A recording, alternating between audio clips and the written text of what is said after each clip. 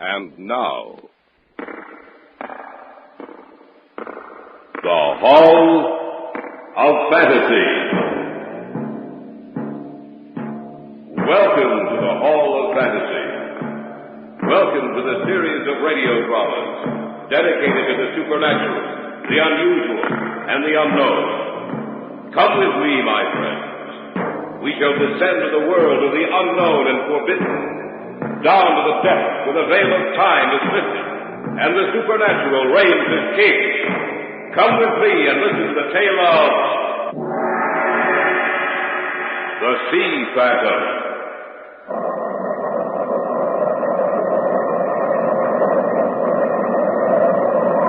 There was a terrible storm on this coast. The ship was heading for safer waters when through the storm they heard a woman calling for help. The captain ordered his men to rescue her. The ship heeled around and started towards her.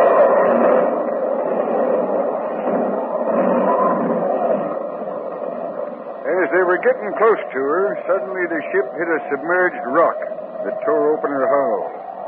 No one had a chance. For in a matter of minutes, the ship and all hands were lost.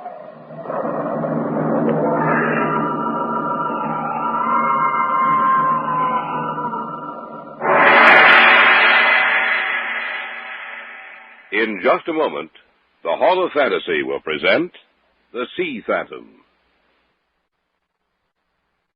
And now for our story, an original tale of fantasy by Richard Thorne entitled The Sea Phantom.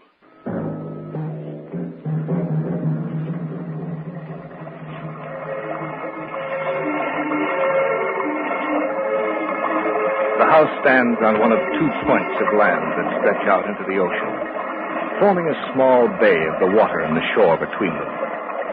The tides rise and fall. The waves roll in inexorably. Sometimes the wind shrieks and howls in anger. On a calm day when the ocean is at peace with man and the soft sea breezes blowing off the water, there's no more beautiful spot in all the world. But when the sea is angry and the winds whip it into a raging fury and the sky is filled with black swirling clouds, then you would believe that you were in another world. And you would also believe the stories they tell.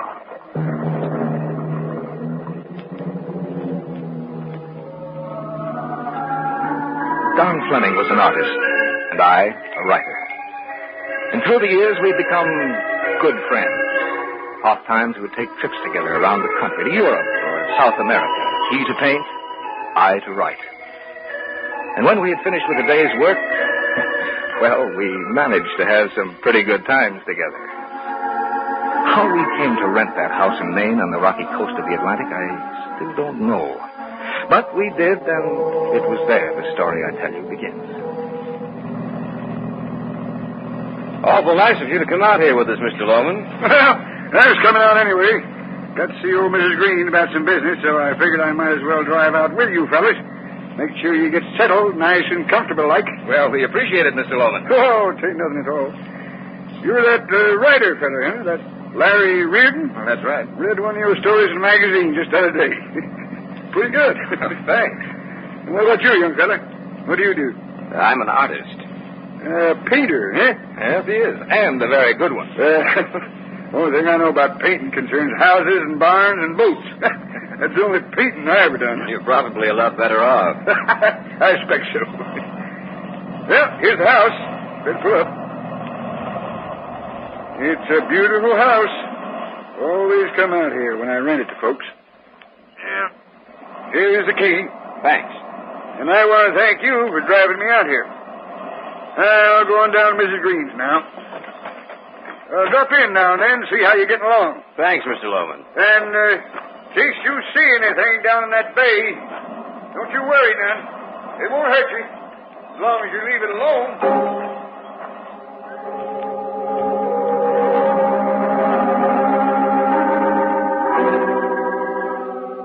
Both Don and I thought he was joking when he said that. He disappeared down the road, and we moved everything into the house. Ah, it was a beautiful old place, spacious and bright, standing like a lonely sentinel on the point overlooking the ocean. And in the days that followed, we were too busy to think about his words.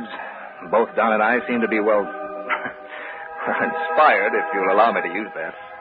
And his painting was almost half finished, while my story was well along the way.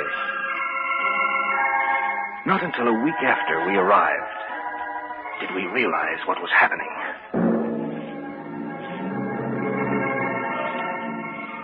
It was late in the evening. We stood outside the house, looking down at the ocean. Larry? What? Something's happening. Oh? How do you mean? My painting. I don't know how to explain it. I'm not painting it. It seems like someone or something is moving my hand. I make no conscious effort when I stand before that easel. Brush seems to be alive. That's what's been happening to me with my story. You know, usually I have to think and plot ahead for hours before I can write a word. But it's been different with this story. Don, it's writing itself. What's it about? Oh, about a phantom ship that sails forever. You haven't seen my canvas, have you? Well, why? Because that's what I'm painting. The phantom ship. Strange coincidence, isn't it? Yes. Listen. I heard it. It's a woman's voice, crying for help. It came from somewhere down in that bay. There's nothing down there, Larry. I know. Hello? Anybody home? Who's that over there? It's Mr. Lohman. Oh. Oh, and look, there's a woman with him. Hey, thought I'd drop in and say hello. How you getting along? Fine, Mr. Lohman. This here's Mrs. Green. These are those two I was telling you about, Maud. Mr. Reardon and Mr. Fleming. I'm pleased to meet you. How do you do? How you getting along? Oh, pretty well. Say, by the way, when you were coming up here, did you hear anyone calling from down in that bay? No, not a thing. It was a woman's voice. You didn't call, did you, Mrs. Green? No. Now, then we probably were mistaken. No, you weren't. You heard something, all right. You know who it was? Yep. It was the girl. What girl? The girl on the ship. But there's no ship down there. Yes, but there will be. What do you mean, Lohman? You tell him, Maud. All right, Simon. Well, it was almost 100 years ago, Mr. Fleming. There was a terrible storm on this coast. The ship, the Sea Mist, was forced into this bay. They were heading for shore when through the storm they heard a woman calling for help. The captain ordered his men to rescue her. They heeled around and started toward her. Then the ship hit a submerged rock that tore a gaping hole in her hull. Well, the Sea Mist went down in a matter of minutes, and all hands were lost. But how could anyone? It's true, believe me. Folks saw it on the shore. Saw the girl appear and the ship go down. No one knew where she came from. But who was she? The people said she was the captain's dead wife, the woman he murdered 20 years before, and that she vowed vengeance on all men. That's why I told you if you saw anything down that bay to pay no attention to it. Oh, we haven't seen anything. We only heard her voice. Now you'll see the ship. Don't you worry about that. The waves seem to be rolling in much stronger than they were before. There it is again. Yep. That's her, all right. I can't see any. Wait a minute. Down there, Larry, see? A sailing ship under full canvas. The girl. She must be in trouble. Why don't we go down there? Right, there's a rowboat down there. I wouldn't if I were you. I'm going to see what's down there. I'm telling you, don't go. Come on, Don. Right. Don't go, I tell you.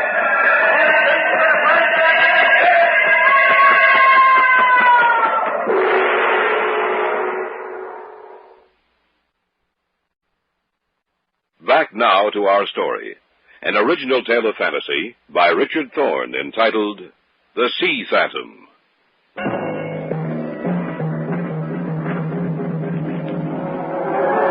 Don and I went down the trail as fast as we could, even though it was steep and treacherous. As we neared the water, the spray from the breaking waves filled the air, and falling down on the rocks made it slippery and wet. Those waves look pretty strong. Yeah, but nothing to worry about, though. All right. You ready with the oars? Right. Now shove us off, then. Okay. The ship's still there? Yeah. Can you see anyone? No. Well, it shouldn't take us too long to get out to it. Then we'll see if anyone's aboard.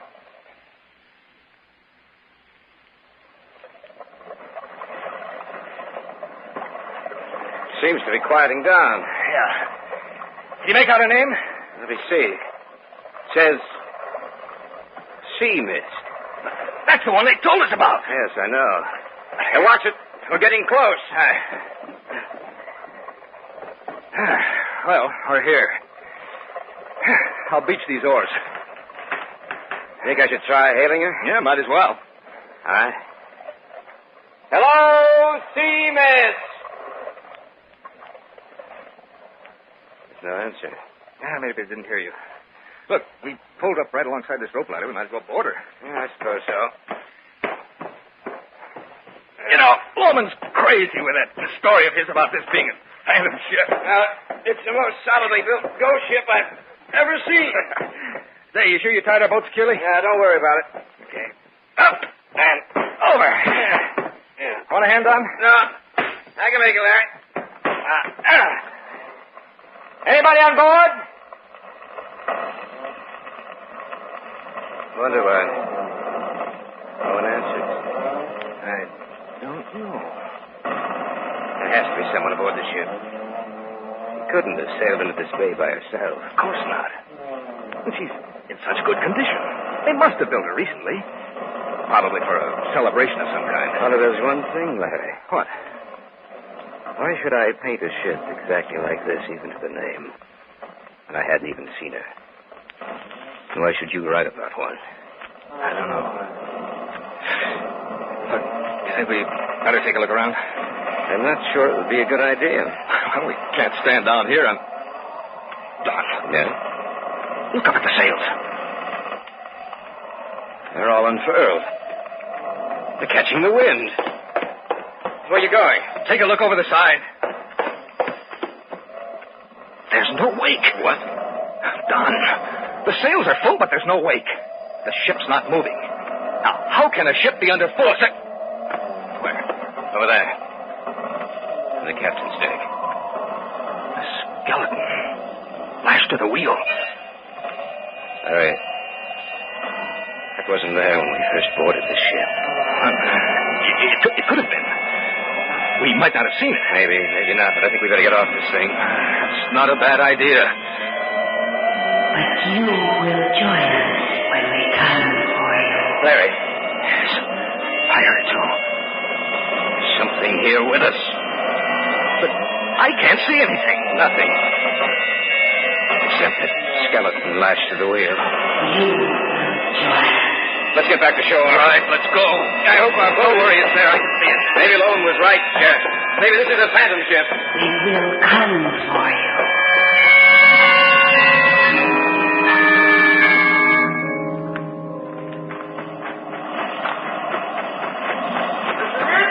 We're coming, Lowen. Well, we were worried about you. We thought maybe you wouldn't come back. What happened out there? Yeah. What happened? We boarded her. And? What happened? Well, Listen. She's calling to you again. let's go into the house. Good idea. You shouldn't have gone out there. Yeah, we know that now. Looks like it's going to blow up the storm. Yeah, it's clouding over very badly. We'll go into the front room. I'll have to be leaving soon, Simon. I'll take you back home, Ma. Don't worry. I'm just interested in finding out what happened. What did happen out there? Well, like Don said, we boarded the ship. What was its name? The sea mist. That's the one, all right. And then what happened? Well, we looked over part of the main deck, but couldn't find anyone on board. Did you go down inside? No. Good thing you didn't. You mightn't have come up. We didn't see anyone by the wheel when we first boarded her, Oman. But suddenly, when we turned around, we saw a skeleton lashed to the wheel. And then we heard a voice, a woman's, a whispering voice saying, "You will join us when we come for you." Do you know what that means? No. I'll tell you then. Like I said, you shouldn't have gone out there. If you hadn't, nothing would have happened. Well, nothing actually has happened yet. Just that we went out there, and while we were on board, we heard a voice. That's just the beginning. What do you mean? What do you think she calls out for help for? She don't need help. She wants to get you out there, out to that ship. She's got her eyes set on one of you, or maybe both. Why do you say that? Because that's what I've heard. Now, mind you, I never saw it myself, and Maud hasn't either. But they say she's always looking for men for her crew, that she or the mate of the Sea Phantom will come to get you if ever you set foot on the ghost ship. Loman, you can't mean what you're saying. Oh, yes, I can. Like I said, I never saw it myself, but I've heard folks tell about it. And I've known men to disappear and never show up again. Remember what she said. You will join us when we come for you. When we come for you.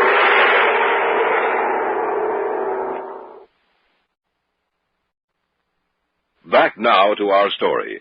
An original tale of fantasy by Richard Thorne entitled The Sea Phantom.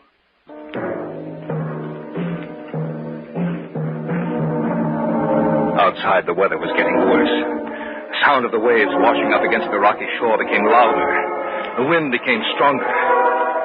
Four of us were in the front room of the house Don and I had rented. Simon Loman had just said, And I've known men to disappear and never show up again. He's telling you the truth. What should we do? I wouldn't know what to suggest. well, we can leave. No, it won't do you no good. She'll catch you sooner or later. If I was you, I'd stay right here. She's going to take one of you, or maybe both. You'd better take me home, Simon. All right, Holmes. I'm pleased to have met you, both of you. Same here, Mrs. Green.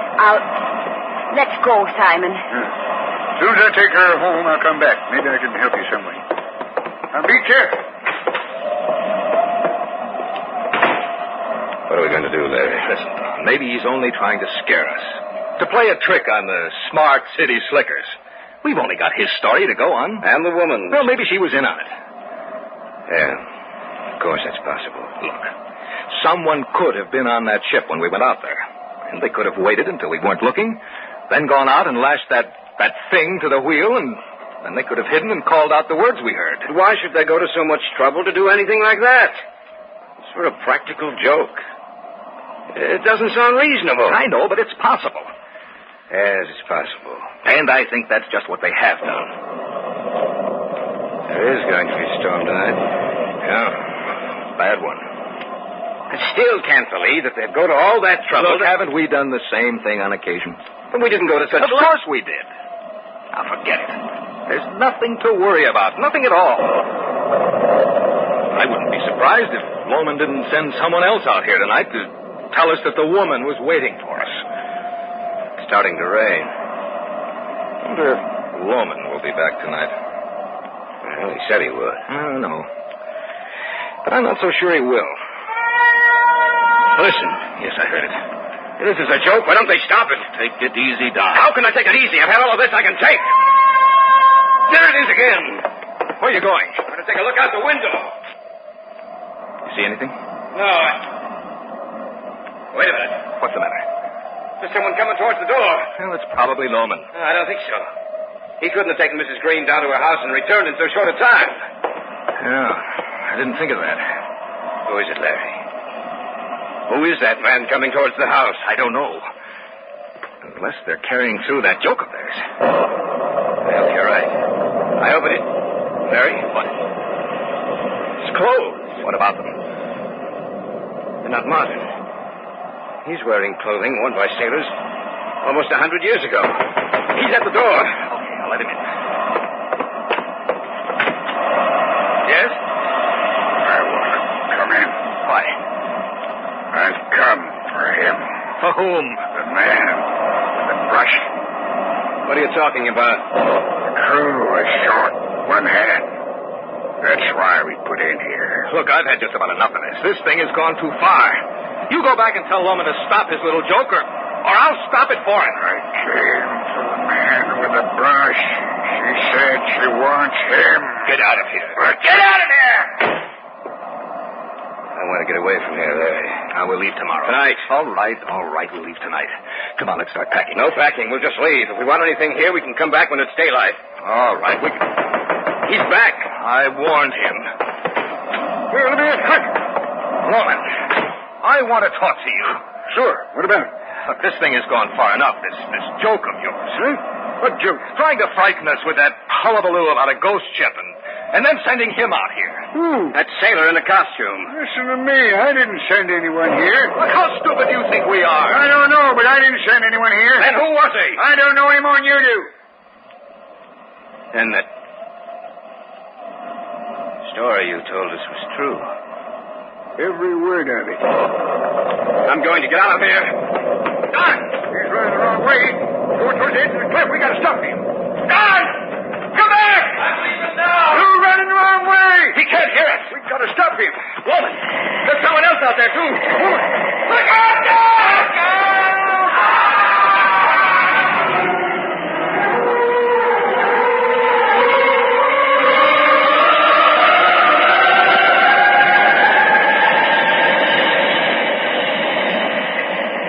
It won't do you no good to look anymore. Now that woman, he fell over the cliff. He should be down here on the rocks. You won't find his body down here. You saw him fall, so did I. And she went over with him. That's right. We saw them both go over. But we're not going to find them down here. If we could only see out onto the bay now, you'd know what I mean. Why? She needed a man for her crew. She has him now. And the ship's gone and won't be back again. Till she needs someone else.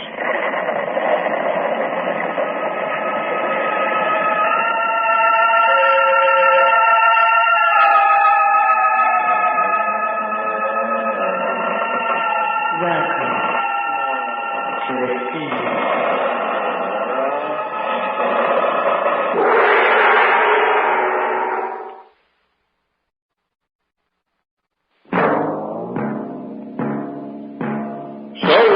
Tonight's tale of the unusual, the terrifying, the unknown. Join us again when next we journey down the corridors of the Hall of Fantasy to hear another strange tale of the supernatural. All characters and events portrayed in these programs are fictional, and any similarity to actual events or persons, living or dead, is purely coincidental.